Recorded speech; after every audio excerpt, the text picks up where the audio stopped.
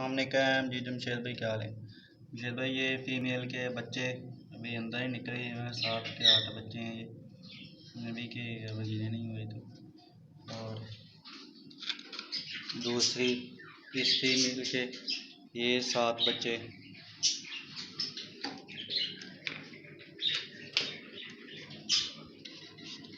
और इस फीमेल के माशाल्लाह 4 बच्चे।